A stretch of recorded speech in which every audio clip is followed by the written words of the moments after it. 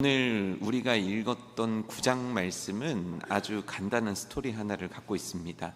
다윗이 어느 날 요나단의 아들 무비보셋을 불렀다. 그리고 무비보셋이 원래 누려야 했던 복과 은혜를 누리게 했다. 굉장히 단순한 스토리이고, 어찌 보면 성경을 읽다 보면 이게 과연 나하고 무슨 상관이 있나 싶게 뭔가 동떨어진 그냥 역사 속에서 있었던 그런 일처럼 읽혀질 수도 있는 것이 9장 말씀이기도 합니다. 그런데 하나님께서는 우리들에게 어떤 말씀을 그냥 아무 의미 없이 남겨주시지 않으셨습니다. 한 구절, 한 절, 한 단어라 할지라도 우리들의 인생에 의미가 있으며 하나님의 뜻을 깨닫게 하시려고 하나님께서 이 말씀을 주셨기 때문입니다. 오늘 이 말씀을 통해서 하나님께서 우리들에게 어떤 깨달음을 주기 원하시는지를 좀 말씀을 통해 찾아보려고 합니다. 오늘 이 본문의 때를 한번 생각을 해보면, 다윗이 왕이 되고 나서 다윗의 나이가 한 48세나 49세 정도 되었을 것으로 추정이 됩니다. 그 전에 사울 왕이 죽고 나서 약 18년에서 19년 정도 세월이 흐른, 그러니까 이때쯤 되면 다윗은 굉장히 강한 왕으로 많은 업적들을 쌓아가고 있는, 이제 비로소 다윗의 전성기가 막 만들어지고 있고 만들어져 가는 매우 축복된 시간이라고 할 수 있겠죠. 그런데 어느 날 다윗은 갑자기 한 인물을 떠올리게 되면서 그 인물과 했던 약속 하나를 떠올리게 됩니다. 그리고 한 가지 명령을 내리게 되는데 1절에 그 상황이 나와 있습니다. 사울의 집에 아직도 남은 사람이 있느냐? 이미 죽은 지 18년 19년 돼서 역사 속에서 지워져 버린 그 인물의 단어를 꺼내더니 하인들에게, 신하들에게 뭐라고 말을 하냐면, 내가 요나단으로 말미암아 그 사람에게 은총을 베풀길 원한다라고 얘기하고 있는 거예요. 사울이 죽은 지 19년이 됐습니다. 요나단이 죽은 지도 19년이 됐습니다. 그런데 갑자기 왜 다윗은 오늘 갑자기 명령을 내리면서 사울의 집에 남아있는 사람을 찾으라고 하더니 그에게 은총을 베풀겠다라고 이야기하는 겁니다. 여러분, 왜 갑자기 다윗은 이 명령을 내리는 걸까요? 그 이유는 간단합니다. 갑자기 생각이 났기 때문입니다. 무슨 생각이 났을까요? 다윗이 요나단과 했던 약속이 생각난 겁니다. 그 약속에 대한 부분들은 여러 군데 나와 있지만 대표적으로 사무엘상 20장 14절에서 15절 나와 있는데 제가 읽어드리겠습니다.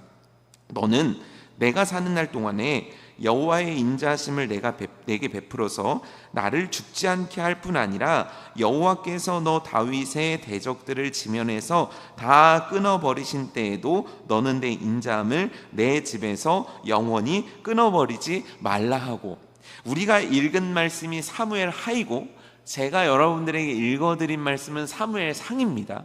사무엘 상에서 내가라고 얘기한 사람은 바로 요나단입니다.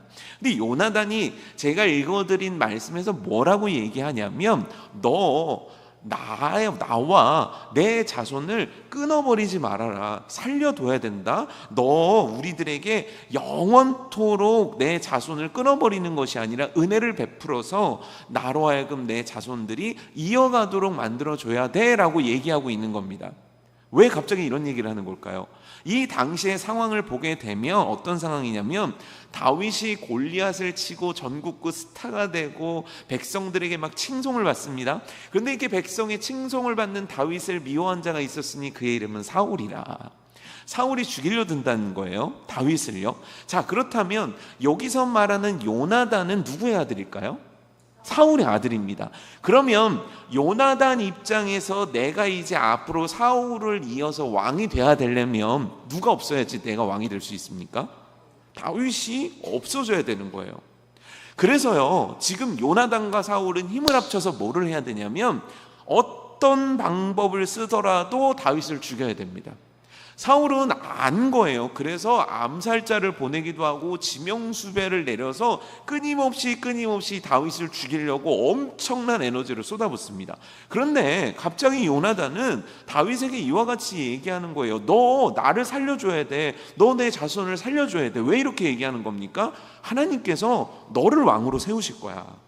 하나님께서 내가 아니라 너를 사울 다음에 왕으로 세우실 거야. 나는 사라질 거고 내 자손들은 죽을 수밖에 없는 위치에 처하게 될 거야. 그런데 그때 나를 기억해 줘. 이게 무슨 말입니까? 하나님께서 다윗에게 행하실 일들, 하나님께서 사울의 왕족 가운데 심판하실 내용에 대해서 놀랍게도요, 요나단은요 앞의 일을 훤히 들여다보는 것처럼 앞에 있어질 일들에 대해서 이야기하고 있다는 거예요. 왜냐면요, 성경 속에서 요나단은요 성령의 사람으로 표현되거든요. 하나님의 말씀을 깨닫는 자로 표현되거든요. 하나님의 뜻을 깨닫는 자로 표현되거든요. 요나단은 그래서요 아버지의 뜻을 거스르고 다윗을 살려줍니다. 아버지뿐만 아니라 그 당시 많은 사람들에게 지탄을 받을 일들을 과감하게 행합니다. 왜죠?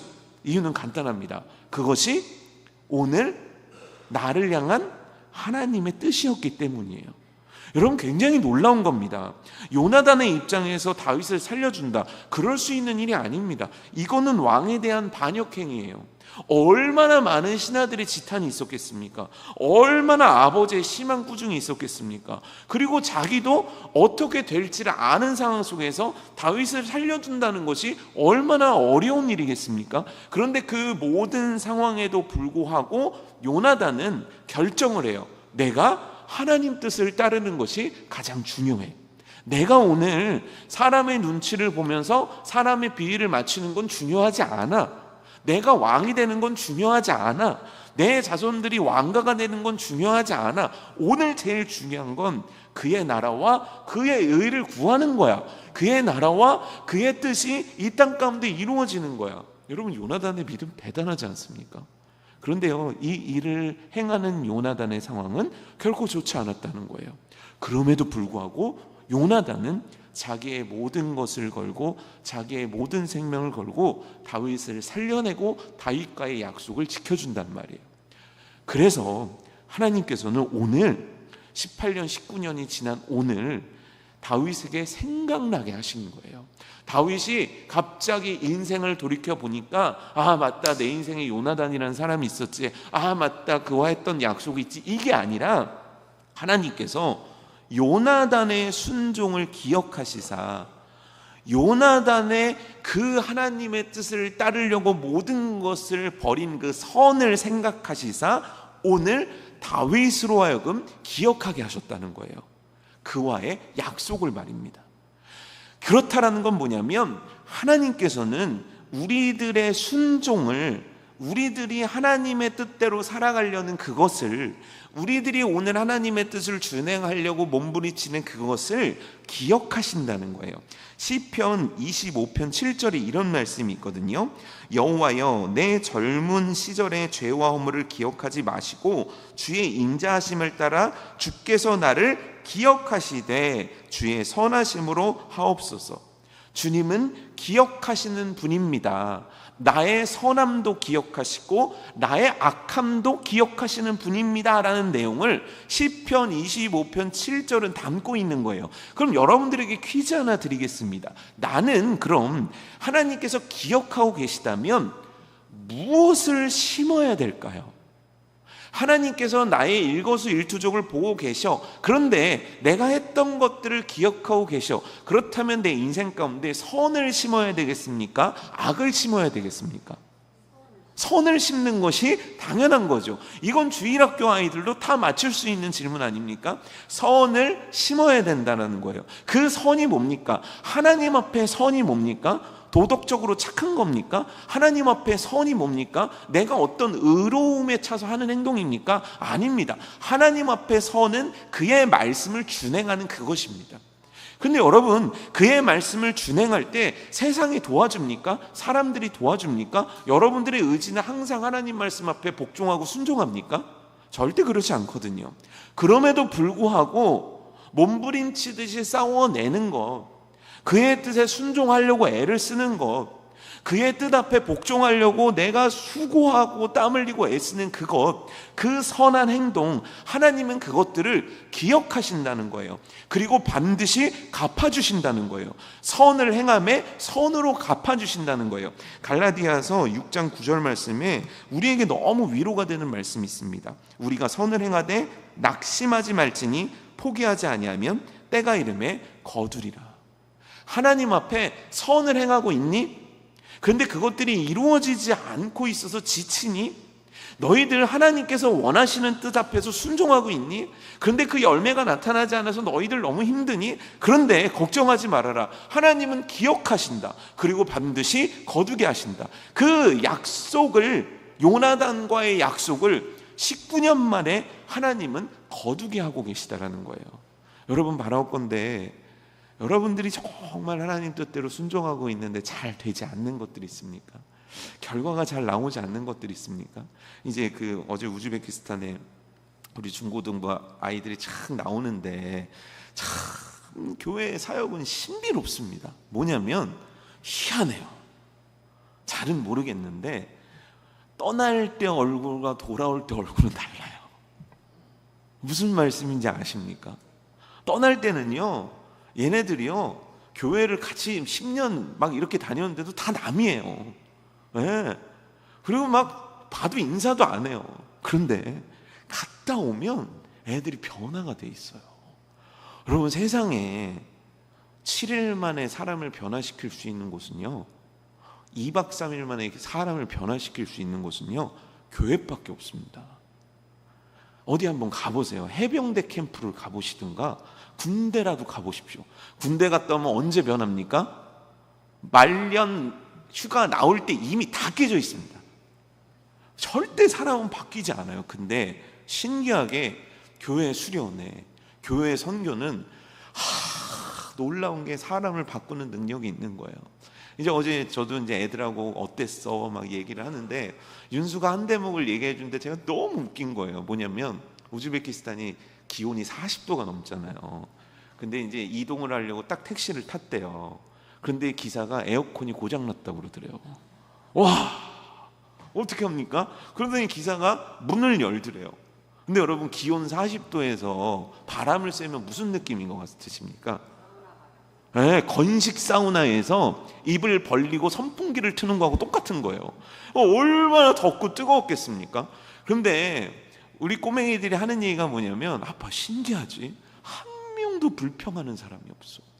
만약에요, 제가 애들을 태우고요, 자, 아빠랑 같이 피서를 가자. 근데 야, 차가 에어컨이 고장났다. 문 열고 가자. 그럼 애들이 뭐 어떻게 하겠습니까? 내리죠. 애들은 그렇잖아요. 근데 아무도 불평 불만을 하지 않더라는 거예요. 이게 얼마나 큰 은혜입니까? 에이, 목사님 뭐 그럴 수도 있죠. 아니요. 절대 그럴 수 있는 일이 아닙니다. 하나님께서 그곳을 다 지배하고 계셨기 때문에, 아이들의 마음과 생각도 하나님께서 어루만져 주셨기 때문에 힘든 일정에서도 불평하지 않고 감사함과 기쁨으로 그 모든 사역들, 일정들을 감당할 수 있었던 거예요. 근데 왜 그렇게 잘 됐을까? 왜 애들은 불평하지 않았을까? 왜 애들은 그 힘든 스케줄 가운데 코피를 펑펑 쏟아가면서 그렇게 했을까? 제가 이제 제 아들한테도 너 코 팠냐? 왜 남자애들은 코 파다가 코피가 잘 준다니까. 근데 그게 아니었대요. 자기가 진짜 피곤해서 코피가 쏟아졌대요. 그리고 나서 일정을 보니까, 야, 우리 전도사님 대단하시더라고요. 이틀에 한 번꼴로 숙소를 옮기면서 막 새벽 3, 4시에 숙소에 들어갔다는 거예요. 애들이 얼마나 피곤합니까? 그런데도 불구하고 이 아이들의 얼굴에 너무 큰 행복이 있는 거예요. 근데 어떻게 이럴 수 있었을까? 곰곰이 생각해 보니까, 야, 기도하는 선생님들하고 엄마들과 성도들이 있었던 거예요. 그 아이들이 간 내내 카톡장이 계속 울려대는 겁니다. 그리고 24시간 릴레이 기도로 기도가 돌아가고요. 그 전에 막 선생님들 모여서 특세를 하면 그냥 막 바닥이 눈물로 젖도록 막 기도를 하고요. 그렇게 했더니 그거 누가 기억하겠습니까? 내가 기도하는 거 누가 들었겠습니까? 그런데 하나님을 믿고 하나님의 은혜를 사모하는 자들이 그렇게 기도하며 그렇게 낙심하지 않고 하나님의 뜻을 붙잡음에, 하나님의 말씀에 순종을 하매 하나님께서 기억하시사 모든 어려움들과 모든 힘든 가운데서 은혜를 부어주셔서 건강하고 행복하고 아름다운 선교가 마무리가 될 수 있었던 거예요. 여러분, 이제 태신자 작정이 우리들에게 있지 않습니까? 그럼요, 저도 알아요. 태신자 작정하면요 또 등장하는 이름들이 있습니다. 그렇지 않습니까? 또 등장하는 이름들. 저도 막 그 중고등학교 때도 막 이제 전도할 대상들 써내라고 그러면 항상 고등학교 때도 중학교 때도 써냈던 이름들이 있어요. 그런데 제가 한 근 20몇 년 만에 동창회를 처음 나왔거든요. 그래갖고 이제 동창들이 모여갖고 있는데 세상에나 90%가 다 교회 다닌다는 거예요. 너무 놀랍지 않습니까? 그러더니 한 놈이 다 그 중에 한 놈이 교회를 안 다니는 녀석이 있는데 저한테 그러는 겁니다. 자기 딸이 2명이 있는데 자꾸 새벽에 교회를 간다는 거예요. 저한테 그게 뭐냐고 물어보더라고요. 야, 그거는 새벽 예배라는 거다. 그래서 저한테 물어보더라고요. 그러면 이거를 어떻게 하면 좋겠냐라고 얘기를 하더라고요. 그래서 제가 정답을 알려줬습니다. 너는 지옥 가. 그런데 네 자식들은 지옥 가게 하면 안 되지. 그러니까 새벽에 일어나면 칭찬해주면서 보내라고 그랬거든요. 근데 곰곰이 집으로 돌아오면서 너무 신기한 거예요. 이 녀석은 교회 다닐 녀석이 아닌데, 이 녀석은 절대 예수님 믿을 녀석이 아닌데 어떻게 그렇게 됐나. 여러분, 어떻게 됐을까요? 누군가가 낙심하지 않고 한 영혼을 붙잡는 믿음으로 기도를 한 거예요. 그리고 하나님 말씀에 순종해서 전도를 한 거예요. 그런데 나는 못했어요. 나는 실패한 것 같았어요. 그런데 또 한 사람이 전도하고 또 한 사람이 전도하고 또 한 사람이 전도하고 또 한 사람이 전도해서 어느 날 한 영혼이 예수님의 은혜를 깨닫고 구원받게 되었더라. 여러분, 그래서요 우리가 아무것도 아닌 것 같습니다. 이 종이에다가 이름 적는 게 뭐 그렇게 대단한 일이겠습니까? 하지만 그 아무것도 아닌 일이라고 생각되는 거기다 이름을 적고 내가 이 이름을 붙잡고 10일이든 20일이든 30일이든 40일이든 하나님 앞에 기도하는 그것이 절대 가치 없는 일이 아니라는 거예요. 그 영혼을 위해서 수고하는 발걸음들이 절대 무의미한 것이 아니라는 거예요. 왜냐하면 우리는 잊어버리지만 여호와 하나님께서는 그 말씀을 붙잡고 순종하는 그 순종을 기억하시사 19년의 세월이 흐른 이후에도 그것을 기억하시사 은총을 베풀기 원하시는 것이 하나님이시기 때문이에요. 그 때와 시는 우리가 알 수 없지만 반드시 내가 선을 행함에 낙심하지 말지니 이루시는 그가 있음을 믿고 오늘 여러분들에게 주어진 그 하나님의 말씀 앞에 순종할 수 있는, 순종의 선을 행할 수 있는, 순종을 심을 수 있는 저와 여러분 되기를 주님의 이름으로 축복합니다. 그렇게 요나단이 심었고 그 선이 드디어 이루어지게 되는 그때 다윗은요 한 사람을 부릅니다. 근데 이 과정이 참 재밌는데 다윗이 한 사람을 예루살렘 수도 가운데 찾아내는데 그 사람은 누구냐면 사울의 종이었던 시바라는 이름의 사람입니다. 그리고 그를 불러서 자, 있니? 사울의 자손이 있니? 물어봅니다. 그런데 그때 시바가 어떻게 대답하냐면 3절과 4절 말씀이거든요. 왕이 이르되 사울의 집에 아직도 남은 사람이 없느냐? 내가 그 사람에게 하나님의 은총을 베풀고자 하노라 하니 시바가 왕께 아뢰되 요나단의 아들 하나가 있는데 다리 저는 잔이이다 하니라. 왕이 그에게 말하되 그가 어디 있느냐 하니 시바가 왕께 아뢰되 로드발 암미엘의 아들 마길의 집에 있나이다 라고 대답을 하는 거예요. 여기서 로드발 암미엘의 아들 마길의 집은요 마하나임이라는 지역이 있습니다. 근데 그 지역은 어떤 지역이냐면 사울이 죽고 나서 그 잔당들이 모여서 정부를 세운 곳, 이스보셋을 중심으로 반란군이죠. 다윗 입장에서는 반란군들이 정부를 세웠던 곳인 거예요. 그러니까 쉽게 얘기하면 뭐냐면 사울의 잔당 세력들이 주둔하고 있는 주거지였다는 거예요. 거기에 지금 누가 있냐면 무비보셋이라는 자가 있다라는 거예요. 근데 성경을 보게 되면 로드발 암미엘의 아들 마길의 집에 있습니다라는 표현은 뭐냐면, 지금 무비보셋이 누군가의 도움 없이는 살아갈 수 없는 상태, 누군가의 보살핌 속에서 뭔가 왕의 손자로서 살아가고 있지 않은 그의 어려움의 상태를 보여주고 있다는 거예요. 경제적으로도 마찬가지였습니다. 수도인 예루살렘에 비해서 마하나임이라는 곳은 굉장히 빈 가난한 동네였다는 거예요. 그 가난한 동네에서 두 다리를 움직일 수 없는 무비보셋이 누군가의 집에서 얹혀 산다. 여러분 대략 상상이 되지 않습니까? 그의 삶이 얼마나 어려웠을런지. 그런데 왜 그렇게 어렵게 살고 있는 겁니까? 당연히 사울의 남은 후예이기도 했지만 이 무비보셋에게는 참 큰 아픔이 있었어요. 그게 뭐냐면 사울과 요나단이 블레셋과의 전쟁에서 둘 다 죽습니다. 그러니까 그 소문이 무비보셋이 살고 있었던 지역에 소문이 났겠죠. 그래가지고요, 당장 우리도 죽을 수 있다는 두려움 가운데 유모가 이 무비보셋을 안고 도망을 가다가 그만 떨어뜨린 거예요. 5살 나이를 떨어뜨려가지고 두 다리가 다쳐버린 겁니다. 그래서 평생 불구에 장애를 진 몸이 되었다는 거예요.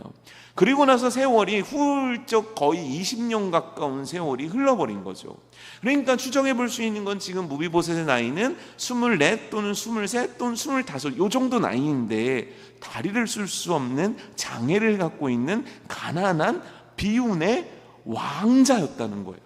하지만 자기를 드러내면 죽을 수밖에 없으니까 저 깊숙한 곳에 숨어 살면서 내 인생의 어떤 것도 펼치지 못하는 너무 가난하고 비참하고 아픈 상태가 바로 무비보셋의 상태였다는 거예요. 근데 이 무비보셋을 소개할 때 이 시바라는 사람이 어떻게 소개하는지 보실래요? 요나단의 사울의 손자요, 요나단의 아들이요, 무비보셋이 어느 동네에 누구 집에 있습니다, 이렇게 소개를 한 게 아니라는 거예요. 그럼 뭐라고 소개했냐면 이름도 얘기하지 않습니다. 어떻게 얘기하냐면 요나단의 아들 하나가 있는데 다리 저는 잔이이다. 느낌이 어떠십니까? 자, 다시요. 자, 그러면 지금 시바라는 사람은 사울의 종이었습니다. 그러면 시바는 요나단과의 관계가 어떻게 됩니까? 요나단의 종이 되는 거예요. 이해되십니까? 그러면 이제 세월이 흐르면 무비보셋의 종은 누가 돼야 됩니까? 시바가 돼야 되는 거예요. 이해되시죠?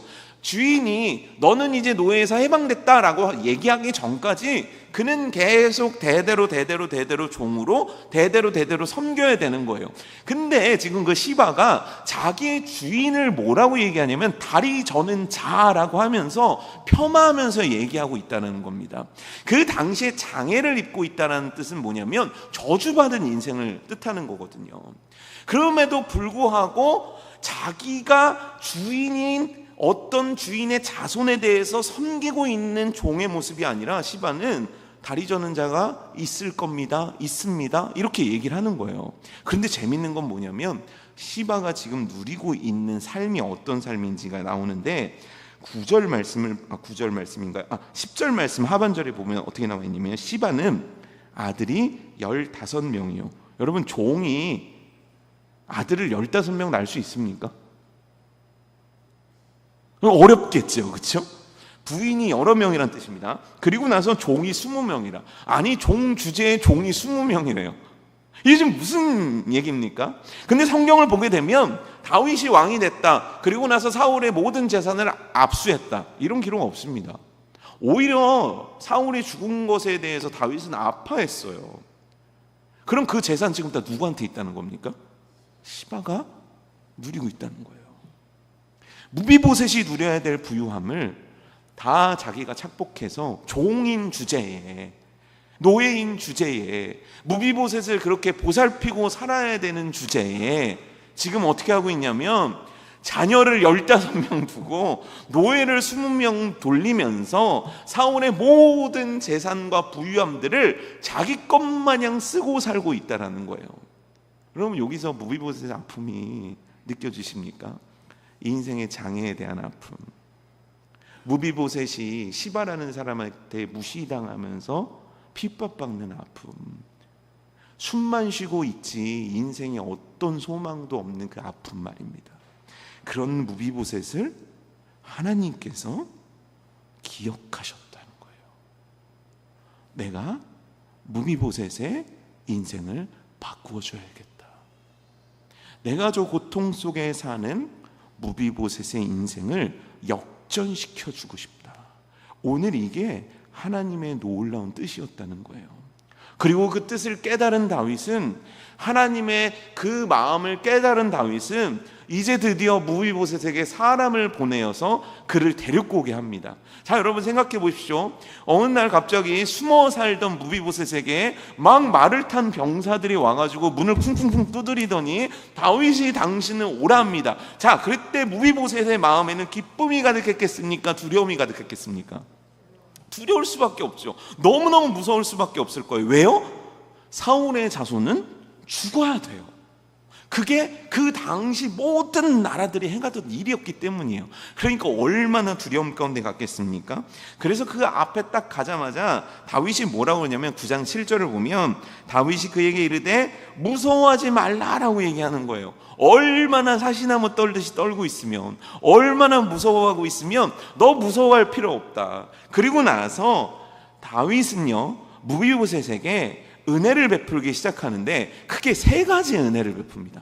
첫 번째는 뭐냐면요, 오늘 9장 7절에 나와 있는 건데, 내가 반드시 내 아버지 요나단으로 말미암아 내게 은총을 베풀 것인데, 여기서 은총은 모든 것들의 회복을 의미하거든요. 모든 것들을 내가 너에게 회복시켜 줄 것인데, 그 회복이 무엇이냐면 내가 내 할아버지 사울의 모든 밭을 다 내게 도로 주겠다.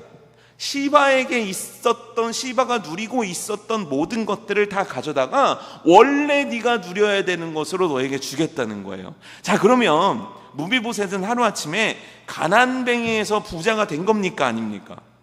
하루아침에 그는 부유한 자가 되었다는 거예요. 다윗은요 이렇게 그에게 명령하는 거예요. 그리고 두 번째 한 행동은 뭐냐면요, 시바에게 명령하는 건데 9절 말씀이거든요. 왕이 사울의 시종 시바를 불러 그에게 이르되 사울과 그의 온 집에 속한 것은 내가 다 내 주인의 아들에게 주었노니. 이해되십니까? 시바 너 다 내놔. 이거 원래 주인 무비보셋 맞지? 이제 다 무비보셋한테 줄게. 다 주었노니. 그 다음에 뭐라 그러냐면 10절에 보면 너와 내 아들들과 내 종들은 그를 위하여 땅을 갈고 거두어 내 주인의 아들에게 양식을 주어 먹게 하라.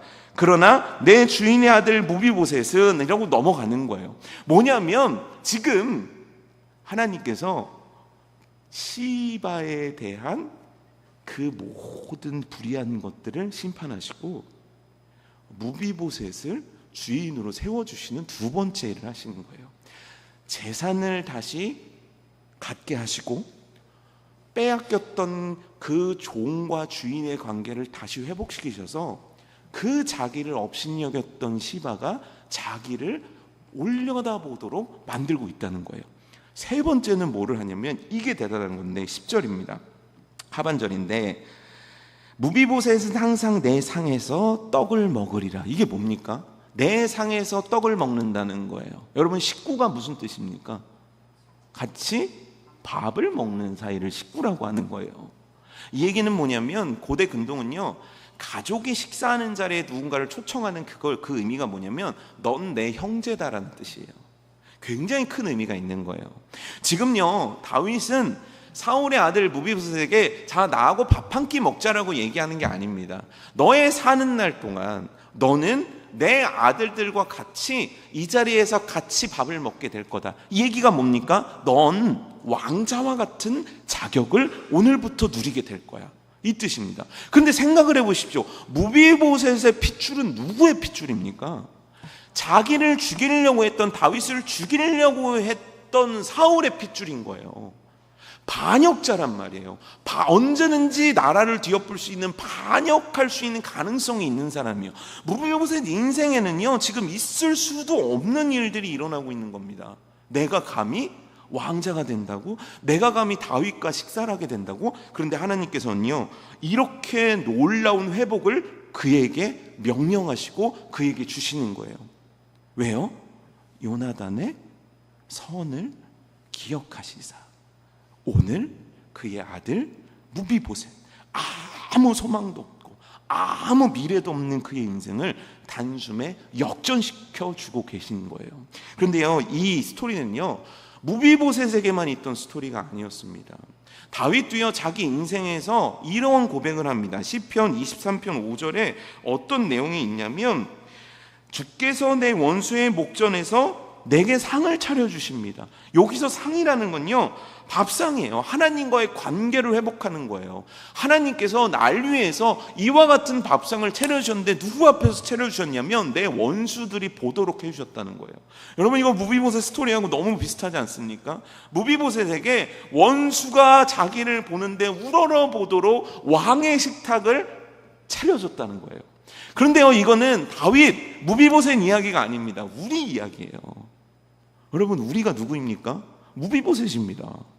인생에 소망도 없고 죄로 인해서 죽을 수밖에 없는 자들.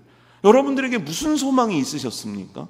여러분들에게 무슨 소망이 있었냐 그러면 얘기하시겠죠. 목사님, 저는 아파트에 대한 소망이 있었습니다. 저는 부유한 소망이 있습니다. 저는 좋은 사람과 결혼하고 싶은 소망이 있습니다. 여러분, 착각하지 마십시오. 그건 소망이 아닙니다.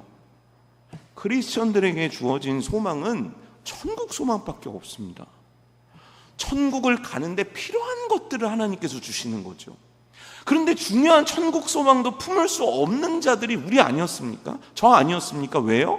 죄의 노예가 되어가지고, 사단의 노예가 되어가지고, 그래서 아무 영혼에 대한 소망도 없고요, 그냥 비참하게 살다가 비참하게 죽을 수밖에 없는 게 우리들의 인생 아닙니까?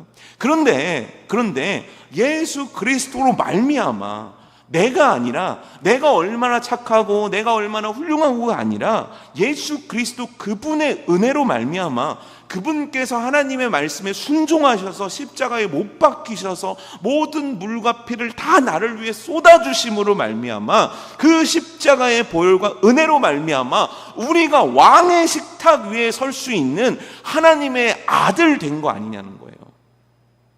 무비보셋이란 자가 죽을 수밖에 없는 자이지만 요나단이란 자를 통해서 다윗이 은혜를 베풀듯이 우리라는 죄인이 예수 그리스도로 말미암아 하나님께서 우리들에게 은혜를 베푸시는 것, 오늘 무비보셋이 누리고 있는 이 대역전의 축복을 지금 우리가 누리고 있지 않냐는 거예요. 아멘이 안 나오네.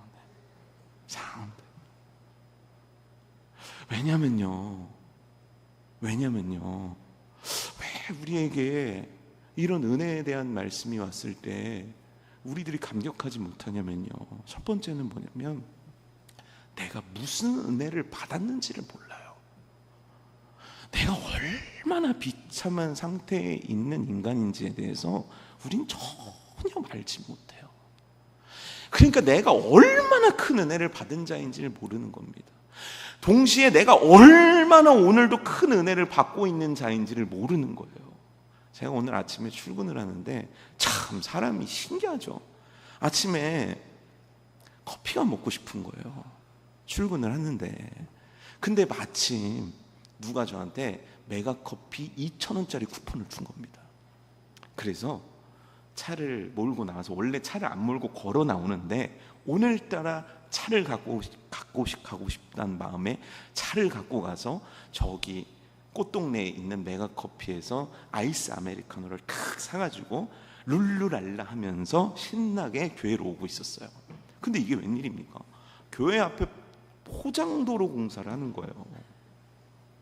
그래서 제가 이제 원래 다니던 길로 딱 가려고 했는데 큰 트럭이 골목에서 나오니까, 근데 그 트럭이 이제 후진을 하면서 가려고 했는데 그때 또 왜 그랬는지 모르겠는데 또 목사는 또 좀 뭔가 선해야 되겠다는 마음이 들었는지 또 비상등을 끼고 띠리리리 후진을 하고 있는 거예요. 그러다가 주차되어 있는 차를 쿵 박았어요. 왜 웃어요? 이 슬픈 얘기예요. 울음을 내셔야죠. 박았단 말이에요. 근데 센서도 울리지도 않았고, 그리고 나서 제가 이렇게 운전을 하고 옆을 보는데 그 밖에 있는 아저씨가 눈이 휘둥그레지시고 막 이러는 거예요. 저 아저씨는 왜 저러나. 그리고 쿵 했죠. 그리고 이제 내려가지고 이렇게 봤더니 이제 찌그러졌습니다. 그래서 이제 뭐 보험 부르고 다 처리를 했어요. 안심하십시오. 여러분들한테 뭐 수리비 달라는 얘기 안 할 테니까 안심하십시오. 근데 기분이 좋습니까 안 좋습니까? 아침에 메가커피가 쓴 거예요. 내가 너 2,000원 내가 너를 마시기 위해서 궁시렁.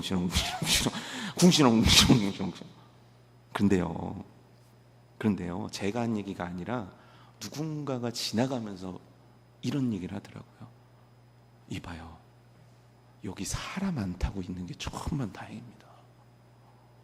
저는 전혀 생각 안 했어요. 왜 센서가 울리지 않았는가, 왜 나는 메가커피를 오늘 먹으려고 했는가, 다 이런 생각만 했다는 거예요. 아, 은혜구나. 오늘도 하나님은 나한테 은혜를 주고 계시구나. 은혜를 베풀고 계시구나.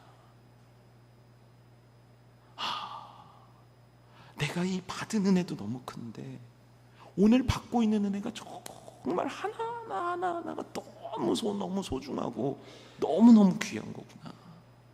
참 나는 은혜를 은혜로 볼 줄 모르는 자이구나. 은혜를 은혜로 누릴 줄 모르는 자이구나. 참 하나님 서운하시겠다. 얘야, 내가 너를 그 정도 사고로 막아줬는데, 야, 제가 가슴이 쿵쿵 치게 되더라고요. 그러고 보니까 제게서 나타나는 또 하나의 강력한 현상은 뭐냐면, 받은 은혜를 모르고 받고 있는 은혜에 대한 자각이 너무 무뎌졌으니까 받을 은혜에 대한 소망도 무너져 있는 거예요. 그러니까 오늘 받을 은혜를 구하면서 순종하고 받을 은혜를 간구하고 이것들이요 내 인생 가운데 역동적이지가 않은 겁니다. 한 소년이요 아버지가 돌아가셨습니다. 그런데 12살이 됐는데 아버지가 돌아가셨으니까 얼마나 집이 어렵겠어요. 그래서 엄마하고 큰 누나하고 열심히 일을 하는데 참 인생이요 왜 그런지는 모르겠지만 축구 구경을 하다가 누군가 찬 축구공에 두 눈이 맞게 됩니다. 그래서 실명하게 됩니다. 어머니가 병원에 왔죠. 이제 당신의 아들은 두 눈을 뜰 수 없습니다. 이 얘기를 듣고요 어머니가 8시간 만에 돌아가십니다. 그러니까 이제 큰 누나 한 명 있잖아요. 근데 큰 누나가요 이 동생들 키워야 되고 눈도 안 보이는 동생을 키워야 되니까 과로하다가 2년 만에 또 돌아가십니다. 그래가지고 어떻게 했냐면 이제 남은 게 3남매인데 이 눈이 안 보이는 분은 맹인학교, 그 당시 이제 고아원 같은 곳에 들어가게 되고, 한 명은 친척 집에 가게 되고, 한 명은 보육원으로 들어가게 되는 거예요. 그런데 그렇게 해서 자기의 인생을 막 한탄하고 있는데 큰 누나가 자기한테 해줬던 말 하나가 기억이 나는 거예요. 뭐라고 얘기했냐면, 얘, 너 서울 올라가게 되거든. 꼭 불광동에 있는 교회를 찾아가라. 네? 불광동이요? 그 불광동에 그 당시에 누가 목회를 하고 계셨었냐면 천막교회를 하고 있었던 조용기 목사님이 계셨던 거예요. 그러니까 그 당시 조용기 목사님이 은사 집회를 많이 하셨으니까 너 거기 가면 눈이 나. 그리고 나서요 사람들한테 수소문을 내서 조용기 목사님을 만나고 안수 기도를 받았대요. 그런데 눈이 안 떠졌대요. 그런데 영안이 떠졌대요. 그러니까 성령 체험을 한 거예요. 그리고 나서요 열심히 공부를 했대요. 그리고 최초로 맹인인데 연세대학교를 입학하게 되는 거예요. 그리고 4년 있다가 미국으로 유학을 갑니다. 여기까지 얘기하면 아마 아시는 분들 계실 거예요. 강영우 박사님입니다. 강영우 박사님이 얼마나 잘 되셨는지는 다 알고 계실 거예요. 이분이요 돌아가시기 전에 장애인에 대한 회장 같은 것도 하시고 고문 같은 것도 하셨는데요, 이분이 영향력을 끼친 장애인의 수가 7억 명이래요. 그러면서 이분이 뭐라고 얘기하셨는지 아십니까? 저에게 장애는 하나님이 일하시는 도구였습니다. 이렇게 고백하는 거예요. 이분의 큰아들은요 아버지와 같은 어려운 분들을 돕겠다고 안과 의사가 됐고요, 둘째 아들은요 변호사가 돼가지고 오바마 정부에서 자문 역할을 또 했대요. 자손들이 복을 누리게 된 거죠. 근데 이분이요 이 얘기를 하는 거예요. 내게 장애는 하나님의 일하시는 도구였다고요. 어떻게 그렇게 얘기할 수 있습니까? 왜 하나님 날 눈을 멀게 하신 겁니까? 왜 아버지를 데려가신 겁니까? 왜 어머니를 데려가신 겁니까? 왜 누나를 데려가신 겁니까? 왜 우리 형제들은 뿔뿔이 흩어져 살 수밖에 없습니까? 그의 인생 가운데는요, 얼마든지 소망을 잃은 말들과 절망의 표현들이 가득했을 수도 있어요. 그런데요, 주님을 만나고요, 내일에 대해서 소망을 갖게 됐는데, 내게 은혜를 주신 하나님, 은혜를 주고 계신 하나님, 그리고 나니까 내게 은혜를 주실 하나님에 대한 소망이 생기는 거예요. 그래서 이분은요, 인생이 달라진 겁니다. 여러분, 우리 크리스천들의 힘이 뭡니까? 하나님의 은혜를 받았고 하나님의 은혜를 받고 있으며 내일도 그분께서 예비하신 은혜를 나에게 주신다는 그것 아닙니까? 그것이 기적이라 하면 기적으로, 그것이 응답이라 하면 응답으로, 그것이 회복이라면 회복으로, 그것이 치유라면 치유로 말입니다. 여러분, 하나님의 은혜는 중단되지 않았습니다. 오늘도 우리에게 흐르고 있는 거예요. 그래서 무비보셋과 같은 나를 오늘도 하나님은 역전시켜 주기를 원하시는 거고요, 무비보셋 같은 우리 주변에 성도들이 있다면 하나님은 그 무비보셋 같은 인생을 들어서 새로운 인생으로 만들어 주시는 이심을 여러분 오늘 굳게 믿는 저와 여러분 되기를 주님의 이름으로 축복합니다.